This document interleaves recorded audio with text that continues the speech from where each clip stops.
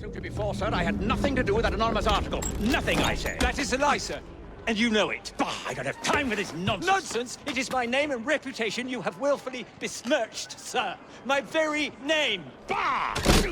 Drive, damn you, drive!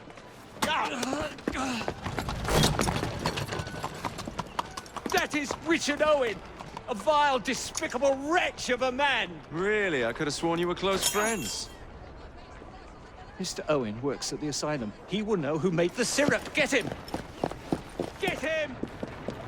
Faster, you nitwit! Faster! He's getting away!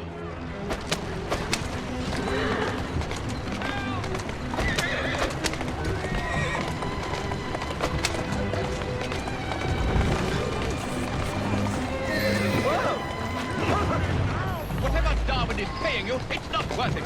Do you realize how much trouble you're in? None at all?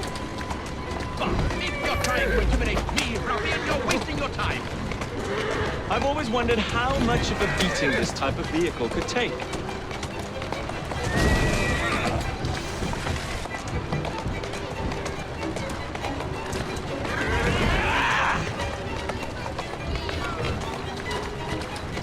Walk on, girl. Here I come! I just have a few questions for you, sir. Whatever it is Darwin wants, I will not give in.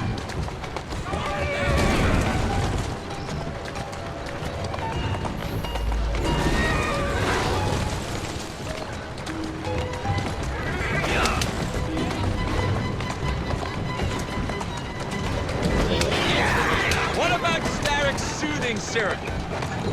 Soothing syrup? Why would a scientist have any interest in panaceas? I wager your life, Mr. Owen, that you know something. Stop! I'm telling you, I do not know a thing. I swear. Nor have I involved, or have I ever been involved with anyone selling that famous medicine. There may be some truth to that, but you do know who created it. Tell me. I will... Next stop, the River Thames. Better speak now, old man. Stop! For pity's sake, stop, and I will tell you everything I know. Easy. Dr. Elliotson, Dr. John Elliotson. He formulated the elixir. He's the man you want, not me. I beg you, good sir, stop this madness. Now, was that so hard? Yes!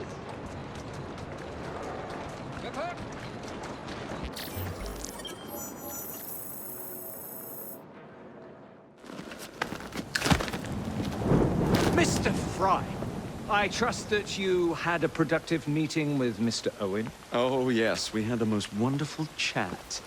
I found out the man behind Starrick's soothing syrup is John Elliotson. Dr. Elliotson, I haven't heard that name in a long while.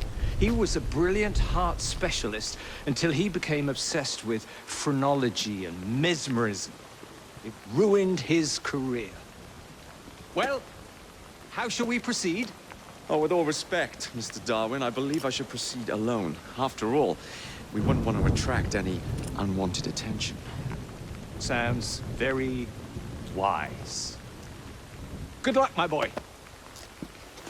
Oh, and Mr. Fry, should you find yourself with any free time, please do call on me.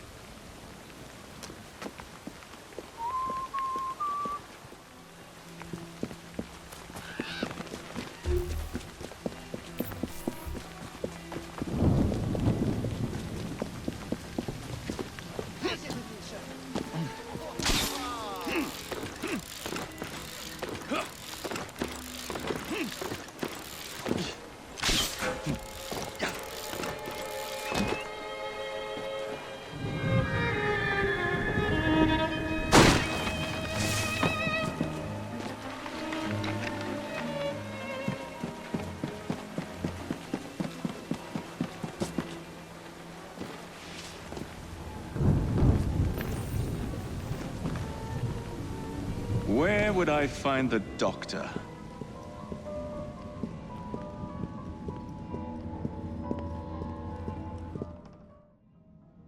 Ah.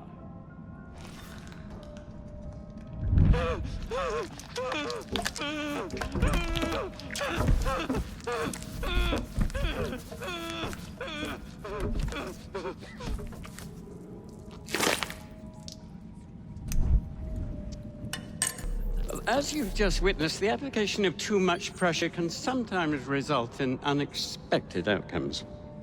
Unfortunately, it appears I've ruined the organ.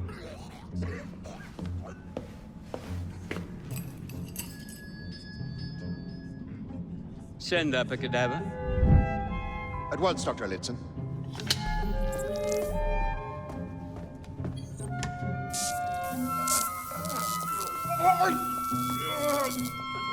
I don't care about your ethics. And I care even less about your damn patience. Now hand over your keys. What are you doing? Haven't you heard? You're fired. Now bugger off.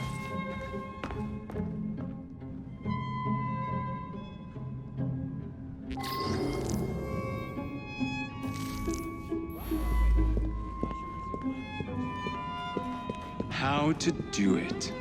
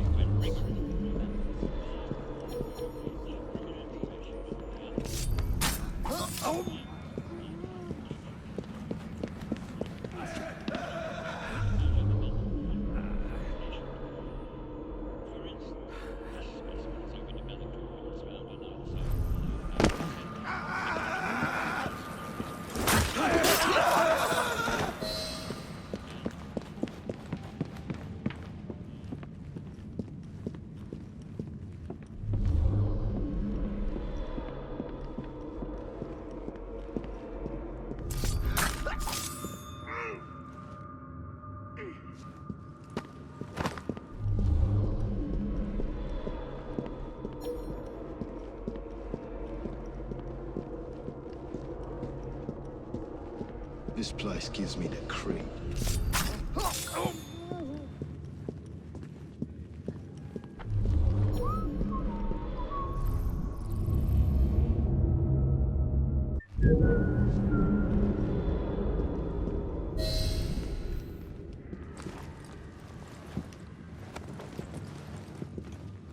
Of course not, Dr. Elliotson. It will only take a moment. I'm sorry, sir, but you aren't allowed in.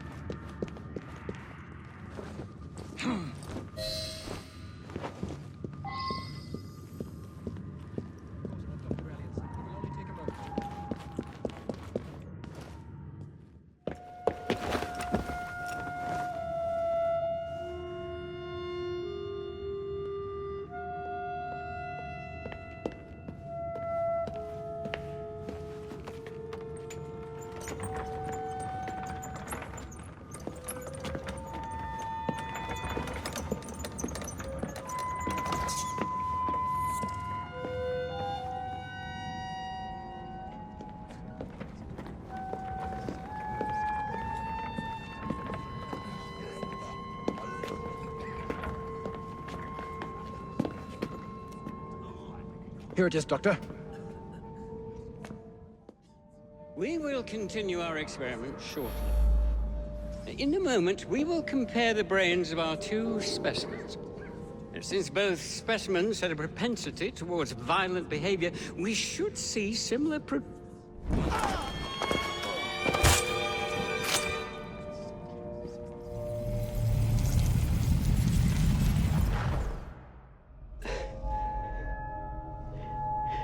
At last it ends. Yet I can only think of beginnings. A better tomorrow. Forged with the blood of visionaries. All I see is the blood of a lunatic. Do you truly believe murdering an old man will stop humanity's great architect? Crawford Starrick has a glorious design for mankind. Designs are meant to be broken.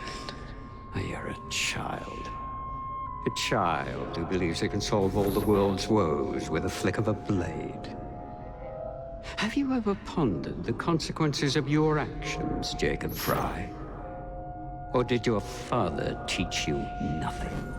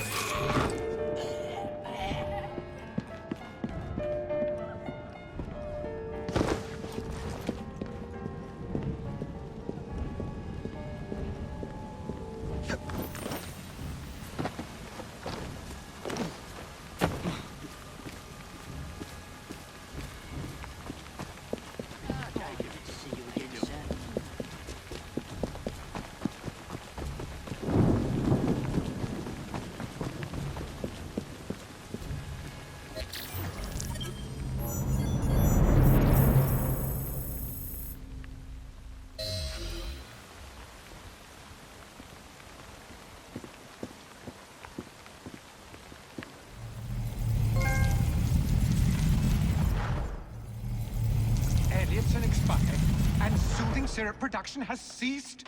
Outrageous! Fry intends to endanger all of London at the hands of the mob. Or perhaps it doesn't intend much of anything at all. Thank It's you, simply content to dice with our lives. The asylum is shut up. Medical care throughout the city is in disarray. He cannot understand the consequences of his actions. The man is clearly an anarchist! Gentlemen. This tea was brought to me from India. By a ship. Then up from the harbor to a factory, where it was packaged and ferried by carriage to my door. Unpacked in the larder and brought upstairs to me. All by men and women who work for me. Who are indebted to me, Crawford Starrick. For their jobs, their time, the very lives they lead. They will work in my factories, and so too shall their children. And you come to me with talk of this Jacob Fry. This insignificant blemish who calls himself assassin?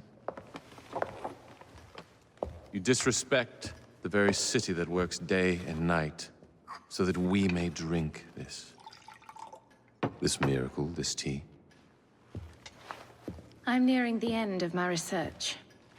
Our beloved London shall not suffer such a bothersome fool for much longer. What of the sister I've heard of? Miss Fry. Miss Fry shall be gutted. Soon enough. Delicious.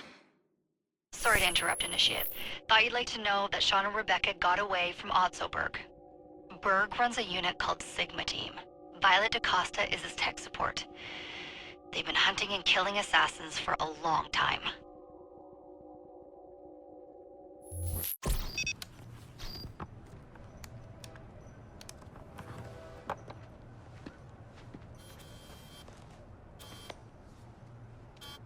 Thank God you're all right.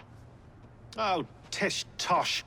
It'll take more than a Templar super soldier to end the glorious saga of Sean Danger Hastings. I was talking to Rebecca. Right. Anyway, Berg's presence confirms it. The Peace of Eden is in London. The Initiate's data sync suggests it's the Shroud.